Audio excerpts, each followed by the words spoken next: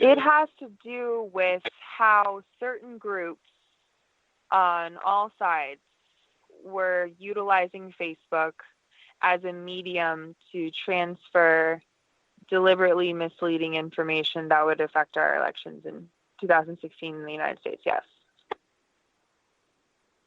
Okay. So what you're saying that people can manipulate Facebook to win elections and do manifestations and anything and any goal, yes.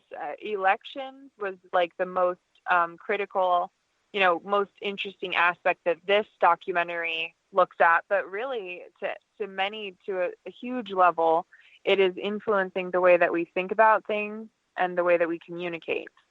And particularly during this pandemic situation that's requiring us to literally wear masks that we can't see each other's faces while we're out in interactions, and to keep 6 feet apart. And then the only way that we can feel close to one another is to look at pictures of our friends and family in their homes with their babies and their food and their lives that we want to share with them so desperately that we cannot throughout this time.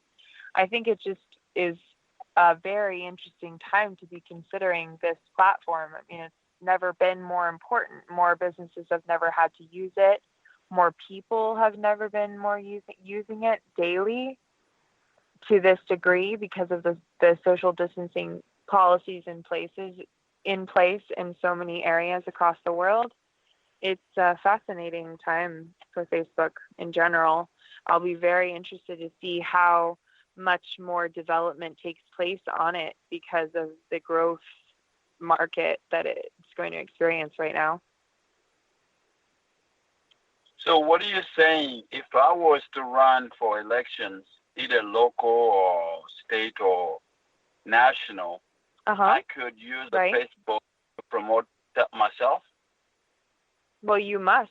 Yes, you must if you are interested in having a presence in any legitimate business of any kind, whether that's a personal fan page for yourself as a candidate or a multi-million-dollar company or a mom and pop restaurant. You still need to utilize Facebook as to your business. Otherwise, you're missing out on a huge ability to market yourself on a platform that millions of people are already looking at every day in front of them. So, of course, Facebook pages are absolutely crucially necessary, but in elections now in particular, as these candidates that are running in Florida come up to the November elections, their social media presence is all they have. I mean, we can't go to town hall meetings. We can't see people in groups. So the only way that these candidates are going to get in front of their constituents is to have the ability to be present with them virtually. And Facebook is a obvious platform for that, among others, and will continue to expand. And the social media, there's just an infinite amount of things that we can be expecting from it in the upcoming months and the upcoming elections. So what are you saying to a regular person, the up-and-coming future elections, people can just stay in their office and just get on Facebook or Instagram or Twitter and then talk to their constituent? Absolutely. So you don't absolutely, because there won't be another way for us to get in front of, as a candidate. The only way for you or for me, for example, to get in front of constituents would be to share with them a video, because the most authentic way to communicate outside of in-person communication. So to share the most about values, video on Facebook will be an expanding media for that, because it's obviously all the infrastructure is in place. So I can't wait to see the innovation that will happen in that realm, because political candidates have not necessarily traditionally relied on Facebook because it's so important for local candidates to be familiar and in touch with their constituents, oftentimes in person. So as our current situation precludes that, and more people become even more reliant on Facebook, I mean, it's already been a wonderful platform for people to connect when they can't physically be somewhere. Moms that are at home with children and families that are at home with children, people that are working late or doing different activities or are required to stay home more for whatever reason, so they can connect with their elected officials through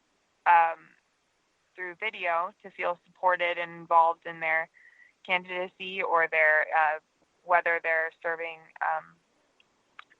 in office. So, but I think that politically we haven't seen a lot of involvement on Facebook, or Facebook hasn't been the top platform for political candidates. Obviously, Twitter and just email marketing would be more utilized platforms. But overall, every business must have a Facebook platform, and it will be very interesting to see how that expands in the upcoming months due to social distancing requirements. And of course, knowing everything like you brought up about that we do know about what's unfortunately possible due to manipulation in elections, we all have to be so vigilant to be fact-checking and to be understanding that Facebook, although it's somewhat replacing real life due to the pandemic, is a snapshot and is not real life.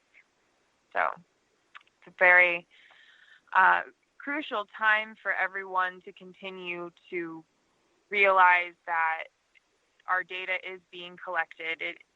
What we see is being curated. So we have to go out of our way to make sure that the media that we consume and share and rely on to make crucial decisions like who we elect for office is done with vigilance and is done with real diligence and is a concerted effort at the truth always.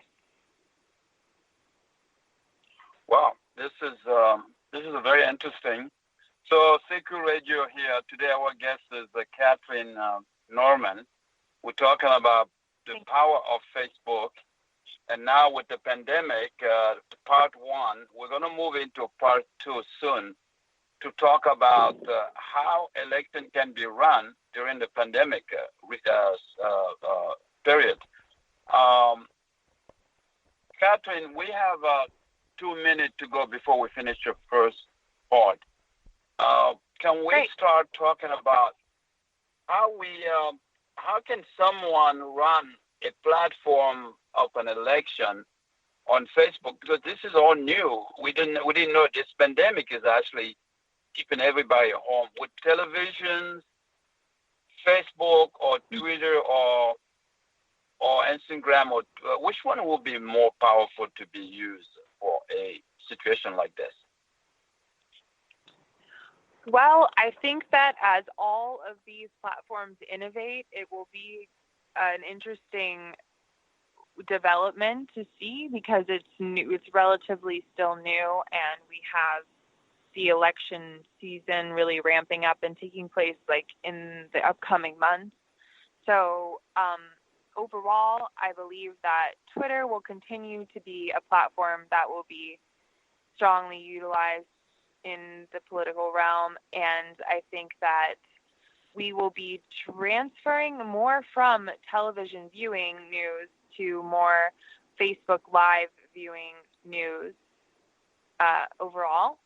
And I would say that other predictions that I would have would just be continuing to be based on whether the regulations, the social distancing continue as is, or whether we see changes there. But